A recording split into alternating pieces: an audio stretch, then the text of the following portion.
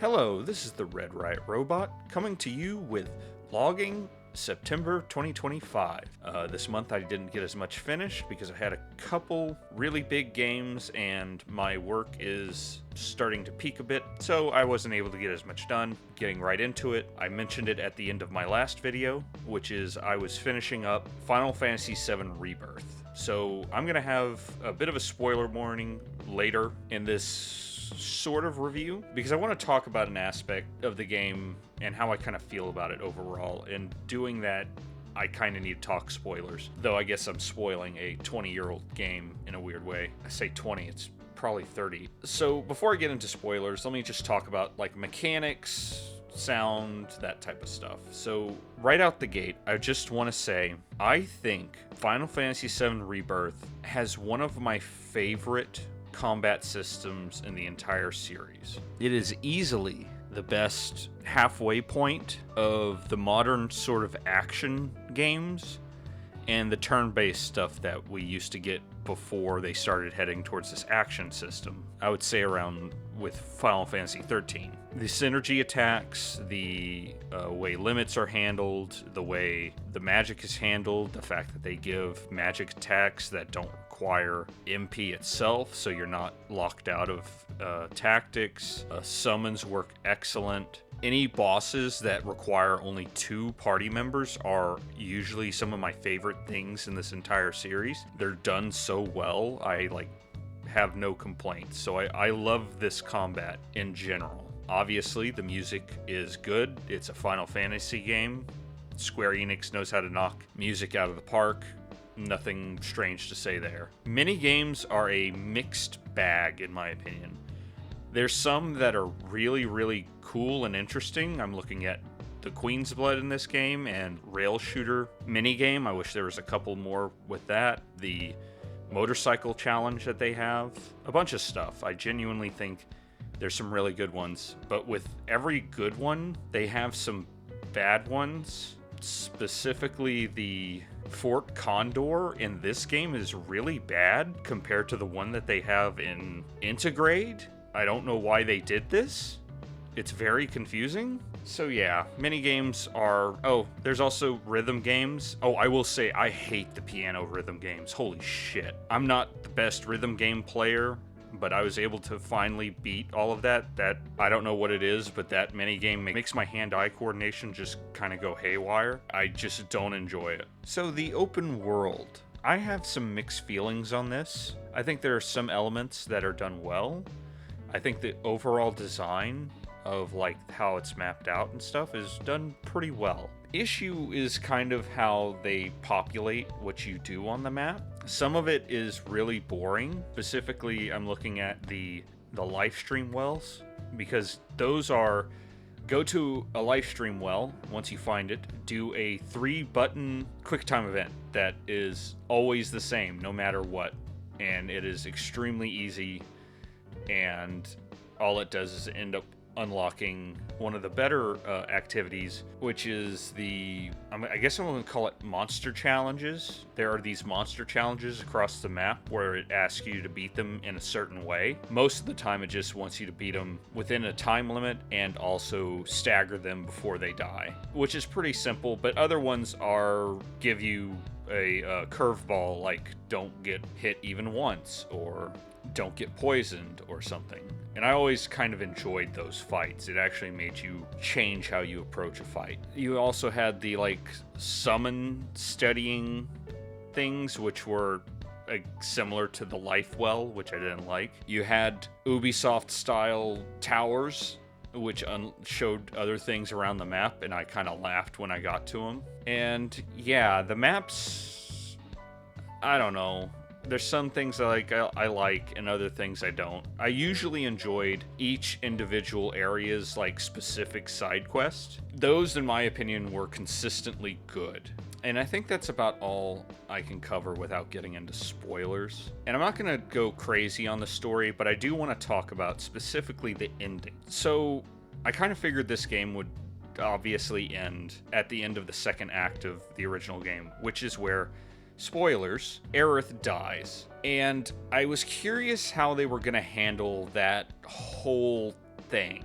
and I think they overplayed their hand. I kind of figured they would end up having another multiple phase Sephiroth fight again. They kind of changed it up, obviously. I think this is much weaker than the remake Sephiroth fight, in my opinion. And I kind of get what they're doing with like the live stream. But my issue kind of comes in where I think they've overplayed their hand, that after Aerith is just well and truly dead, they kind of have Cloud seeing her, and I think that she's like an element of the live stream that the planet is showing him, like she's attached to the planet, and I don't think this was the right thing to do. The reason being, in the original game, when Aerith dies, the team kind of doesn't know what to do. Aerith is like the chosen one, and she was just killed. And so everyone's kind of lost, and like the entire story that was surrounding Aerith herself is ended. It's cut short, like someone dying would do that. And so it has this great effect on the plot itself and the characters that I feel this game doesn't quite hit. I feel that messing with the live stream and the spirit watchers or guardians or whatever they're called was a bit overplayed here, unfortunately. A lot of that stuff they were trying to get to land just didn't quite work. I am still interested to see how this trilogy ends, but I'm not going to pretend that the story that was going on in Rebirth has kind of made me more skeptical of how they're going to end this. Are they going to continue doing this like live stream? I feel you really can't. A lot of that has sort of been ended. Also, how is the third game even going to be structured? Because the third act of Final Fantasy VII is very short. It's like 5 hours. It's like Final Fantasy VII already was just like about a 40-hour game if you just go through the game. And the final act is very short. So the only thing they can do is make it even more of an open world, and man, that has me really worried. I think that the next time I talk about the Final Fantasy VII Remake, make one giant video that covers both the original Final Fantasy VII and the remake trilogy. And I kind of want to just consider them both. Maybe Ever Crisis, but I feel I shouldn't have to do that, but who the fuck knows. So, Final Fantasy VII Rebirth. Overall, I did enjoy it, but I kind of came away from it a bit unsatisfied. So I'm going to go through some smaller games that I played, along with a bigger game that I didn't finish, and we'll get to that. First into the smaller games is A Little to the Left. This is a puzzle game about sorting random objects. For the most part, it's pretty intuitive. It's pretty simple to figure out if you pay attention, though I will say there's some really esoteric ones that are just a bit much, in my opinion. After that, I played Proverbs, which is a weird combination of Minesweeper and Picross, and if you like either of those, I would recommend this. It's also like filling out this giant portrait thing as you play. And this is about like 20 hours worth of this type of puzzle. So if you need something that just kind of kills time between stuff, I would recommend this. And finally, something I didn't play a lot of, which was Borderlands 4. I got it on PC, and it's clearly not optimized. So I didn't really get too far in that.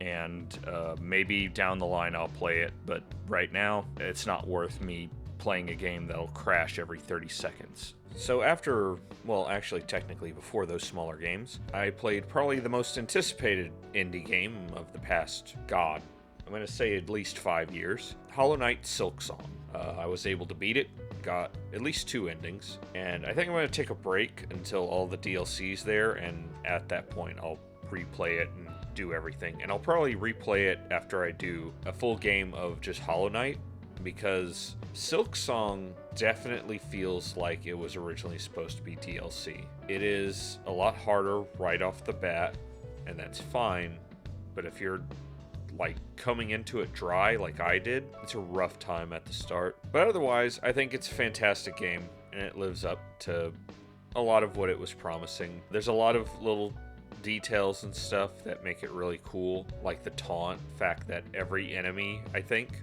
reacts to you playing a song. I think that the NPCs that you meet along the way are so much cooler and more interesting than the NPCs in the original Hollow Knight. And yeah, I think this is a victory for Team Cherry overall. Oh, I will say though, fuck Bile Water. That is one of the most malicious environments of a game that I've ever experienced, and I fucking hate it. Hopefully they nerf some of that by the time I return. And the final game that I played is Dying Light the Beast, and I kind of got this game in a really funny way, which is I bought the Ultimate Edition of Dying Light 2 for like $20 several months ago, and I played through Dying Light 2. And then all of a sudden one day, I look at my Steam library, and it says, hey, you have Dying Light the Beast. And I'm like, I didn't buy that. And then I looked into it, and they put up a little post saying, hey, if you bought the Ultimate Edition of 2 before X date, I forgot what it was, you got Dying Light the Beast for free, since it was supposed to be a DLC for 2. Past that story, is Dying Light the Beast good? And in my opinion, yes. I think it's my favorite in the franchise, which might be controversial. I think it's a happy medium of the first game and the second game. The first game was more focused on being fast and the parkour elements in the game. Like, that was a major aspect of the game. You were a lot faster in that game, and enemies were a lot tougher. The volatiles were very difficult to fight. Whereas the second game was more focused on combat, and you were a lot slower. They did add some verticality, but you were still very slow in that game, and everything was a lot slower. And they've changed how volatiles functioned, and in my opinion, made them a lot less scarier. I think this is a happy medium. I'm glad that I don't have to re-grind getting levels within parkour to make myself reasonably fast again. Thank God. And also the fact that we don't have separate experience points for parkour and combat. It's just one set of experience points. I never understood why there were two, but I will also say this is probably the shortest Dying Light there is, and in a lot of ways that kind of works out for itself. I never got bored playing this. There was never a moment where I was like, do we have to do this? One complaint, I swear to God, the way Techland has stories written since everything after like Call of Juarez Gunslinger, the way they write stories is by putting 4 writers in different rooms and don't allow them to talk to each other. Because you'll have moments where you'll be in a cutscene and Crane, the main character, will say something like, oh my God, Eric, I'm making up a name here, Eric betrayed us. We have to go after him. And then it'll cut to black and it'll be a new cutscene. Crane himself will just ask, oh, what happened here? It's like having an entire cast of amnesiacs, and I'm just wondering what's going on.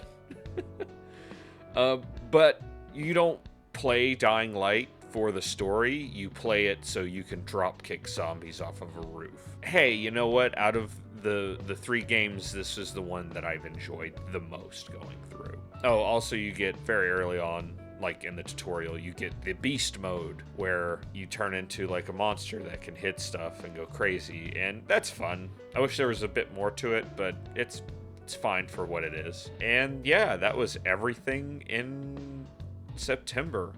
It was very busy September. I'm going to probably be kind of busy in October, and even if I'm not, I got a lot of stuff lined up. Look forward to that Steam Next Fest. I've actually been prepping for that ahead of time. And also I am currently playing through Trails in the Sky First Chapter, which is a very special game for me, but I'll talk about that next month. And as always, thank you for watching. This is the Red Riot Robot, signing out.